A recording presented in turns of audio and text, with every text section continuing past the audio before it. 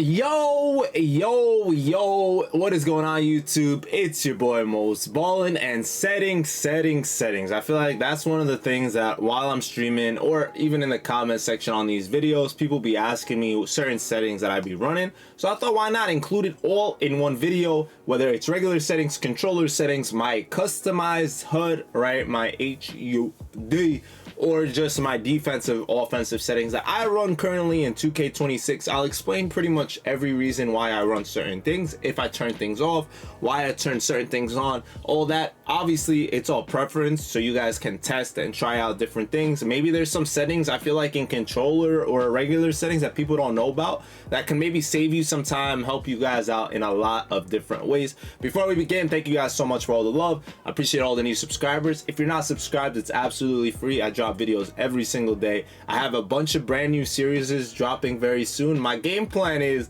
every season I drop a brand new series so we can keep this game fresh, keep it flowing. I just don't know where we're beginning right now because I feel like there's not much going on to end this season 1 right now. So we'll work on something. But controller settings, that's what we will begin.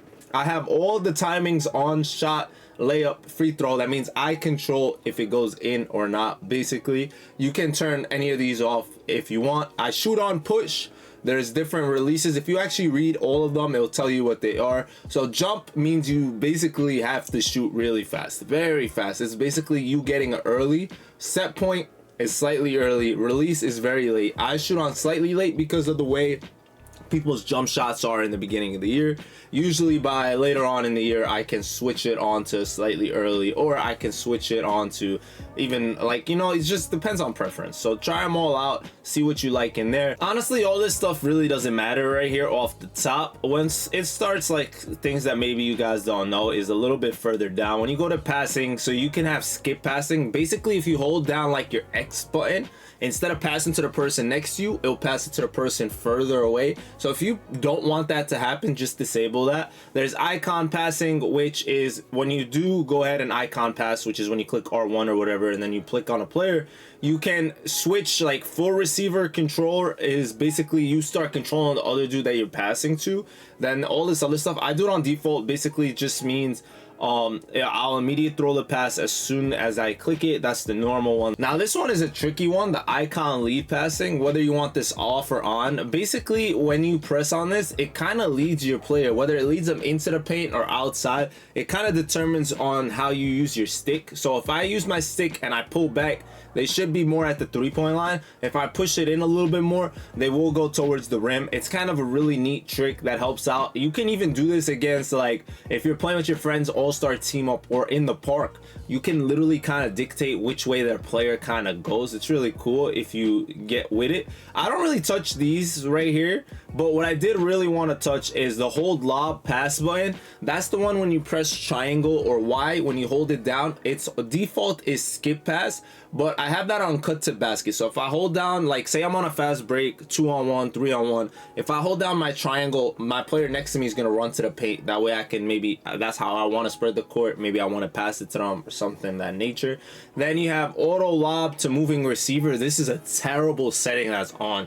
That's basically when you, sometimes when you press X or something and there's a player underneath or whatnot, they throw the ball mad high, they lob it to them. So I turn that off because that way now my passes are a little bit more crisp. They don't stay in the air too long. I think this one's automatically enabled, so if that's something that's bothering you, turn that off for sure. There's this one as well that I changed the setting for. So I didn't change any of these off-ball settings. The only one I did was receiver control. I went to grab my Xbox controller because I don't know what button this is, but basically when you hold down circle on PlayStation or B on Xbox, this is what controls here. So usually it's full receiver controller. I do handoff pitch pass, so this works really well in triple threat and things of that nature. What that means is the player will start coming towards you, so you can like hand it to them. Like you just hold down circle, the player will come to you. It works also in a 5v5 setting. Say I'm scared to throw the pass like to my wing, to my corner, I'll hold down circle, the player kind of comes up so they can come. Basically it's a handoff type setting. I don't remember if this is automatically on auto or on manual, but this is one of those settings where you want to change it so you can have your player either pick and roll or pick and fade. You want this on manual so you can determine that yourself.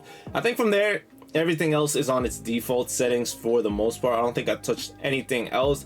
I don't like these on, but I already have them off on my controller. Personally, I hate the vibration and triggers. That's a whole different conversation. Now, settings, I basically, to help you speed up your process when you play domination or any offline stuff like breakout and everything, you should have all this stuff as never, right? No action replays, no after basket camera cuts, no highlight play camera cuts. All this will literally save you so much time. The strobe lights, those like flashing lights when they take pictures or just the random stuff, you want to turn that off. It'll start giving you like literally your eyes will start hurting. The pick and roll overlay should be on. That's the one that you can see where your pick and rolls and all that are happening. I don't remember anything else here really mattering too much. Motion blur, I set that off. There's like, that's the blur in the backgrounds and little things of that when you're playing offense, defense. And I don't play with sound on. I don't know if you guys do. That's perfectly fine if you do, obviously. Now this is where it gets big. The shot feedback, I think, is one of the biggest things people keep asking me about, because the way I have it set up, I can see my opponent's shots as well as my shots. I usually don't play like that, but this year it's been great, especially with the tempo shooting. It gives me two different things that I'm looking at. It helps me out so much. So visibility on shot feedback is on all shots for me. I have everything else on, so I can see my free throw chance percentage, my coverage, the timing, the distance, right? And then it says where do you want it. So you can put it at the top center, like all the way up top, or you could put it at the bottom. I put it at the bottom so it's not as annoying. It's still annoying, you still look at it a lot. I don't know, actually, maybe I should try it up top. I've never tried it up there, but that's, let me know if any of you guys do. Maybe I would like to know. And then the other thing with that is my shot meters. So I do offer visibility on shots. I don't like seeing my meter personally. It doesn't matter too much. Meter is cool this year. It's definitely good. There's a lot of great meters this year as well. So that's up to you. That's preference. I have it off for my layups as well, but I have it on for my free throws. That's me personally. Once again, I like being able to see my free throws. The free throws this year are really tough. They are hit or miss, and you want to like kind of have an idea what's going on with each player. I have a graphic on my free throws or whatnot, or I can switch this. I like that you can switch pretty much everything that you need. It's really cool. And then the colors, the size, that's all up to you guys on where you want it. Placement to the side, you want placement on the head, below the feet. I love the like the HUD. It's so beautiful. You can like switch so many different things. I actually haven't been messing around too much with this stuff, but there's so much to do. You can literally switch up so many things. It's really, really cool, as it was last year. I'll probably start messing with it a little bit later. I'm just like chilling right now at this point. But here we go. We got a purple dollar sign, and we can make it medium sized. All right, that sounds cool to me. Perfect release. You can change all this stuff. I do it on all shots, not just me, so I can see the other person if they green or not. And then you can change what it looks like. You can earn these from packs. You can earn these from little things here and there. This is the one you get for leveling up. That's the one I'm running. And then you can put it wherever you want. None of that stuff really matters. I'm just showing you guys more or less. Then all this, honestly, I feel like the rest of this honestly does not matter too much. I'll just show you guys so you guys can see more or less what's happening, what I have on, what I have off. I think everything is defaults for the most part besides what I showed. I don't think I care too much about any of this stuff personally. So that's gonna bring us to our most important thing, which is our actual in-game settings. Now this, I've basically ran the same pretty much throughout. Playbooks, I'm not good with that stuff. I want to learn. I want to get better with playbooks. I want to understand that stuff, but currently I do not. So what you do is you go in your lineup screen. So you'll switch with your little triggers, I guess, or the triggers are the ones in the back, the ones before that. So R1, L1, RB, LB, and then you can go to your coaching game plan. You can set up as many freelances as you want. You can basically set them up here. You'll turn them on in game. I can show you guys how I do all that stuff really fast.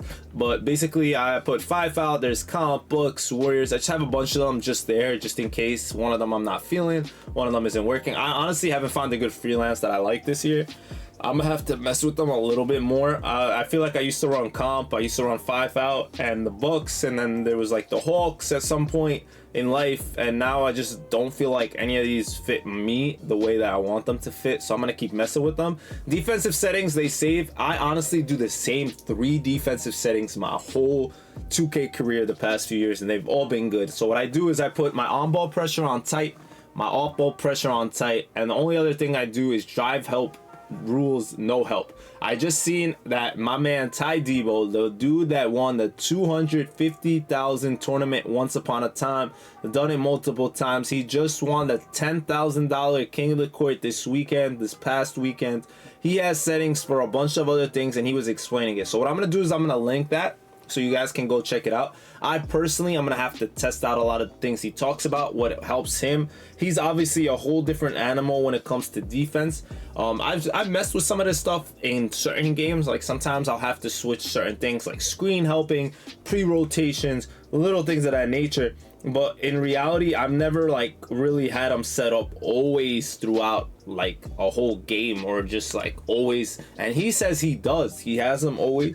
He is the best, like to say the least. He's the best defender in this game, more or less, right? We can all kind of comfortably say that. So I was gonna show all that in my video, but I'd rather you guys go show love to his video 1000%. Now stay tuned for what I'm gonna show next, because some of you guys may not know some of the other stuff in here, and then go ahead and click the link in the description. Honestly, I just tried his settings and they don't work for me for the way I play defense. So I'm just gonna stick to my 3, and then maybe I'll try out some new ones here and there, but that's been my defensive settings that work for me currently, and honestly forever. Now there's this really cool thing with the on the fly lineups that I feel like a lot of people don't know, but basically like this is my regular lineup, right? This is my starting lineup, but if I go to like quick, for example, I can swap this. I'll put like Jason Kidd. This is where I'll put my bench players, more or less. So I'll go like this, then like this, then like this, and this will be my bench lineup. And now it's set up on quick. So now I'm gonna jump into a game so I can show you guys what I'm talking about, how this all works. But basically I just created another lineup where I can substitute it in like really fast without me having to manually sub in every player. But before we do that, our coach settings, I have adaptive coach engine off. That way I can do this all myself, otherwise the coach will just make changes. I have everything manual, timeout, player minutes, substitution. I like to sub in my guys,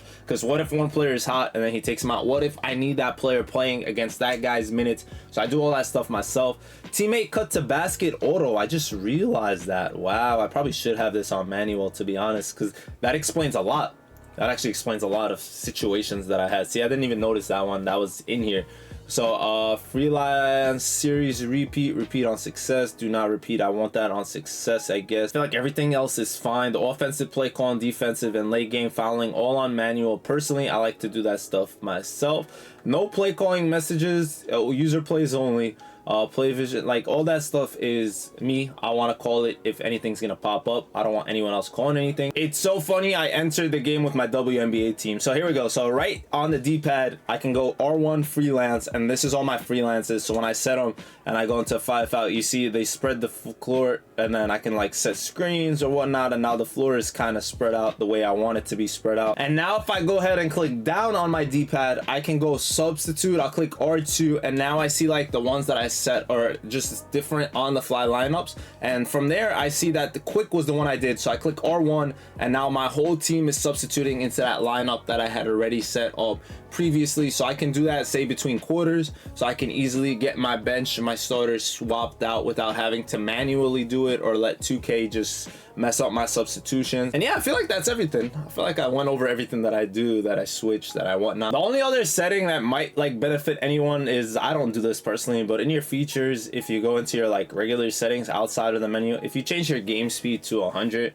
it should speed up some of your games offline. Some of them, I think it only works on clutch time, not even in breakout, but maybe on the gauntlet, little things like that. It used to work last year on clutch time games, not in breakout, but other things. So if you wanted to do that, you can, but it makes the game a lot quicker in a sense. So like it's harder to shoot, it's harder to do things, it's harder to do all that.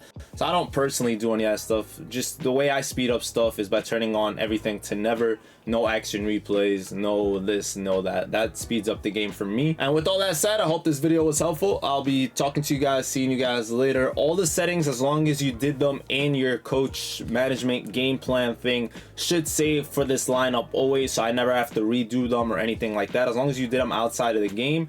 Same with like just regular coach settings and all that. The only way it would really kind of change is you'd have to check to make sure, like say you made a lineup at the same time as another one, so the other one would kind of be messed up, so you'd have to go in there and just double check it. But besides that, I'll see you guys later. I hope this video was cool, helpful, and maybe you learned something new.